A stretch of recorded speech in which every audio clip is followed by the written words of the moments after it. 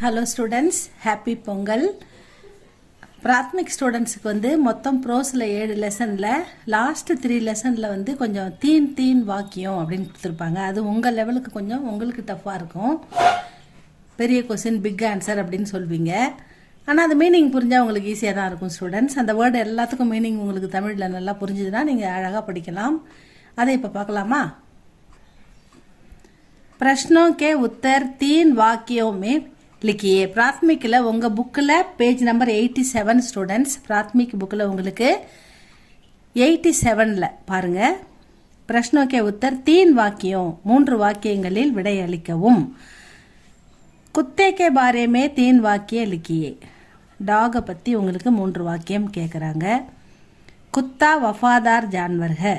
वफादार அப்படின்னா லாயல் அல்லது டெவோஷனல், தன்னை வளர்க்குறவங்க கிட்ட ரொம்ப பாசமாகவும் விசுவாசமாகவும் நன்றியோடவும் இருக்கக்கூடிய ஒரு விலங்கு தான் நாய். நாய் நன்றியுள்ள விலங்கு நம்ம படிச்சிருக்கோம். வஃபாதார்னாலும் அதுதான் ஸ்டூடெண்ட்ஸ் அர்த்தம். அதுக்கு விசுவாசமான விலங்கு அப்படின்னு அர்த்தம் ஸ்டூடெண்ட்ஸ். குத்தா வஃபாதார், வஃபாதார்ன்ற வேர்டை கண்டிப்பாக நீங்கள் இந்த வேர்டை போடணும். குத்தா வஃபாதார் ஜான்வர், ஜான்வர்னா விலங்கு. நாய் ஒரு விசுவாசம் உள்ள நன்றியுள்ள விலங்கு. வகு கர் கி ரக்வாலி கர்த்தாக. கர்னா எப்பவுமே விலங்கு வந்து நாய் வந்து வீட்டில் தான் இருக்கும். வீட்டை வந்து ப்ரொடெக்ட் பண்ணும், பாதுகாப்பு பண்ணும். நாய் வீட்டை காக்கும் அப்படின்னு படிச்சிருக்கோம்ல, அதுதான் இது. நாய் வீட்டை பாதுகாக்கும், காவல் காக்கும். அந்த ரக்வாலி அப்படின்னா ப்ரொடெக்ட் பண்ணும் அப்படின்னு அர்த்தம். वह घर की रखवाली करता है, இது செகண்ட் பாயிண்ட். कुत्ता वफादार जानवर है फर्स्ट पॉइंट. वह घर की रखवाली करता है, இது செகண்ட் பாயிண்ட். कुत्ता नए आदमी को देखकर भौंकता है, இது மூணாவது பாயிண்ட். அவ்வளோதான் ஸ்டூடெண்ட்ஸ், 3 வாக்கியத்தில் கொடுத்துட்டாங்க. குத்தா நயே அப்படின்னா புதிய, ஆத்மினா மனிதன், புதிய மனிதன். அதாவது புதிய ஆட்களை நம்ம வீட்டில் பார்க்கும்போது, நம்ம வீட்டில் யாராவது புதுசாக வந்தாங்கன்னா அவங்கள பார்த்து தேக்குக்கர்னா பார்க்கறது, தேக்குன்னா பார்க்கறது, தேக்குக்கர் பார்த்துட்டா பவுங்குத்தாக குறைக்கும். அப்போ நம்ம யார் வந்திருக்காங்க நம்ம வீட்டுக்கு அப்படின்னு வந்து பார்ப்போம் இல்லையா? நாய் குறைக்குது, யாரோ புது ஆள் வந்திருக்காங்க அப்படின்னு பார்ப்போம் இல்லையா? அதுதான் பவுங்குனா குறைக்கிறது, பார்க்கிங். வஃபாதார்னா நன்றியுள்ள, கர்னா வீடு, ரக்வால்னா ப்ரொடெக்டு, நயேனா புதிய, ஆத்மினா புதிய ஆட்கள், அவங்கள பார்க்கும்போது தேக்குக்கர்னா பார்க்கறது, பவுங்குதார்னா குறைக்கிறது. இவ்வளோ தான் ஸ்டூடெண்ட்ஸ். இந்த வார்த்தை எல்லாத்துக்கும் அர்த்தம் தெரியுதா? குத்தா வஃபாதார் ஜான்வர் है, वह घर की रखवाली करता है. कुत्ता नए आदमी को देखकर भौंकता है. இவ்வளோ தான் ஸ்டூடெண்ட்ஸ் இந்த ஆன்சர். செகண்ட் பார்க்கலாமா? गाय के बारे में 3 वाक्य लिखिए. गाय அப்படின்னா பசு, பசுமாடு. இந்த பசுவை பற்றி ஒரு 3 வாக்கியம் கேட்குறாங்க. गाय बड़ी सीधी सादी होती है. பசு ஒரு சாதுவான சாஃப்டான விலங்கு. வகு ஹம்கோ தூத் தேத்திக, அது நமக்கு பால் கொடுக்கிறது.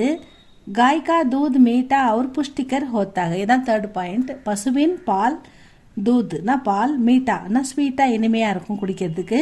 புஷ்டிகர் எனர்ஜெட்டிக்காகவும் இருக்கும், நல்ல சத்துள்ள ஒரு குழந்தைகளுக்கு ஒரு சத்துள்ள உணவு இந்த பால், பசுவின் பால் அப்படின்னு சொல்கிறாங்க. பாலோட உபயோகம் வந்து நிறைய இருக்குது, நம்ம அதெல்லாம் சொல்லக்கூடாது. ஏன்னா இங்கே 3 வாக்கியத்தில் மட்டும்தான் கேட்டிருக்காங்க. ஷார்ட் அண்ட் ஸ்வீட்டாக 3 வாக்கியத்தில் அவங்களும் கொடுத்துருக்காங்க. गाय बड़ी सीधी सादी होती है, वह हमको दूध देती है. गाय का दूध मीठा और पुष्टिकर होता है. பசுவின் பால் இனிமையாகவும் சத்துள்ளதாகவும் இருக்கும் அப்படின்னு சொல்லிட்டாங்க. அவ்வளோதான் ஸ்டூடெண்ட்ஸ் இந்த செகண்ட் கொஸ்டின். தேர்ட் கொஸ்டின் பார்க்கலாமா? घोड़े से क्या क्या फायदे होते हैं. குதிரையால் நமக்கு என்ன நன்மைகள், என்ன பயன்கள் அப்படின்னு கேட்குறாங்க. கோடா காடி கிஞ்சிதாக, குதிரை வண்டி இழுக்கும். இந்த கோடா டேஷ் கிஞ்சிதாகன்ற டேஷில் கூட வரும். இது நம்ம காடி அப்படின்னு போடணும். காடினா வண்டி, எந்த வண்டி வேணால் எடுத்துக்கலாம். ஸ்கூட்டர் கூட, ஸ்கூட்டர் வண்டி, ரயில் எல்லாம், பஸ் எல்லாத்துக்குமே காடின்னு எடுத்துக்கலாம். காடினா வண்டின்னுடுவாங்க. கோடா காடி கீஞ்சிதாக, குதிரை வண்டி இழுக்கிறது. அப்புறம் ஹம் உஸ் பர் சவாரி கர்த்தேங்க, நாம் அது மேலே உட்காந்து குதிரை சவாரி போகலாம். புராணே சமயமே கோடே லடாயி மே காம் ஆத்தே தே. புராணே சமயம்னா என்ன ஸ்டூடெண்ட்ஸ்? புராணே சமயம்னா பழைய காலத்தில் மன்னர்கள் ஆட்சி செய்யும்போது ஒவ்வொரு ராஜா கிட்டையும் ஒரு நூற்றுக்கணக்கான குதிரைப்படைகள், நூற்றுக்கணக்கான யானைப்படைகள், ஆயிரக்கணக்கான போர் வீரர்கள் இவங்கெல்லாம் இருப்பாங்க. இப்போ நம்ம சோல்ஜர்ஸ்லாம் நம்ம ஒவ்வொரு நாடும் வச்சுருக்கோம்ல, அந்த மாதிரி. இப்போ நம்ம வேற எங்கேயாவது இதுன்னு நிறைய என்ன சொல்கிறது, மிசைல் என்னென்ன வச்சுருக்கோம், நம்ம ராக்கெட் அதெல்லாம் வச்சுருக்கோம். அந்த மாதிரி அந்த காலத்தில் மன்னர்களால் குதிரைப்படை, யானைப்படை, போர் வீரர்கள், இதுக்கான ஆயுதங்கள் இந்த மாதிரி வச்சுருப்பாங்க. அப்போ குதிரை ஒரு முக்கியமான ஒரு பயனுள்ள ஒரு பொருளாக அது பயன்பட்டுருக்கு. ஏன்னா குதிரைப்படை ஒரு ராஜா எவ்வளோ வச்சுருக்காங்கன்றது அவங்க பலத்தை குறிக்கும். அப்போ குதிரை போர் காலங்களில் லடாயுமேனா போர், குதிரைப்படையாக நிறைய பயனுள்ளதாக அது ஒர்க் பண்ணியிருக்குது அப்படின்றது தான் காம் ஆத்தேத்தே அப்படின்னு சொல்கிறாங்க. கோடா காடி கீंचதாக ஹம் உஸ் பர் சவாரி கர்த்தே हैं. புராணே சமயமே கோடா லடாயி, போர், லடாயினா வார், போரில் லடாயுமே காம் ஆத்தேத்தே அப்படின்னு சொல்லிட்டாங்க ஸ்டூடெண்ட்ஸ். அவ்வளோதான். நெக்ஸ்ட்டு ஹாத்தி கே பாரேமே 3 வாக்கிய லிக்கியே. யானையை பற்றி 3 வாக்கியம் கேட்குறாங்க. ஹாத்தி ஜான்வரோ மே படாக, யானை விலங்குகளில் பெரியது. ஜான்வரோ விலங்குகளில், படா பெரியது, சோட்டானா சிறியது, படானா பெரியது இல்லையா. யானை விலங்குகளில் பெரியது ஃபர்ஸ்ட் பாயிண்ட். செகண்ட் பாயிண்ட் உஸ்கே ஏக் லம்பி சூண்ட் ஹோத்திக, அதுக்கு நீண்ட தும்பிக்கை இருக்கிறது. யானை என்ன இருக்கும், நீண்ட தும்பிக்கை வச்சிருக்கோம். இசுசே அந்த தும்பிக்கையால், வகு அந்த யானை, பாரிசே பாரினா பெரிய பெரிய சாதாரணமாக தூக்க முடியாத மிகப்பெரிய பலமான பொருள்களை கூட அந்த தும்பிக்கையால் அது உட்டாத்தாக, சீஜுன்னா பொருள்கள், உட்டாத்தானா தூக்கும் அப்படின்னு சொல்லிட்டாங்க. அவ்வளோதான் யானையை பற்றி 3 பாயிண்ட் ஸ்டூடெண்ட்ஸ். இதில் உங்களுக்கு 4 கொஸ்டின்ஸ் இருக்கா இந்த பாடத்தில். இந்த 4 கொஸ்டின்லேருந்து கண்டிப்பாக இந்த ஏதாவது ஒன்று ஹாத்தியோ இல்லை கோடே இல்லை காய் இல்லை குத்தே இதை பற்றி உங்களுக்கு 1 அல்லது 2 கொஸ்டின் கண்டிப்பாக வரும் ஸ்டூடெண்ட்ஸ். இது ரொம்ப ஈஸியானது, நல்லா பார்த்துக்கோங்க. இந்த டாகை பற்றி கேட்டால் வஃபாதார்ன்ற வேர்டை கண்டிப்பாக நீங்கள் போடணும். அப்புறம் கர்கி ரக்குவாலி போடணும். காயை பற்றி கேட்டால் அது ஒரு சாஃப்டான விலங்கு, இந்த சீதி சாதி ஹோத்திகன்ற வேர்டை கரெக்டாக போடணும். அப்புறம் பால் நமக்கு கொடுக்குறது நமக்கு தூத்து தேத்திகன்னு கண்டிப்பாக போடணும். அதுக்கப்புறம் இந்த பசுவோட அந்த பால் எப்படிப்பட்டதுன்னா ஸ்வீட்டாக இருக்கும், புஷ்டிகரமாக எனர்ஜெட்டிக்காக இருக்கும், சத்துள்ளதாக இருக்கும் அப்படின்னு சொல்கிறணும். அதே மாதிரி கோடான்னா அது வண்டி இழுக்கும், அது மேலே நம்ம சவாரி போகிறோம்.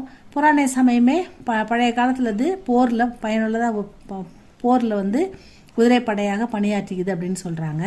ஹாத்தி விலங்குகளில் பெரியது. ஹாத்தி ஜான்வரோமே படாக.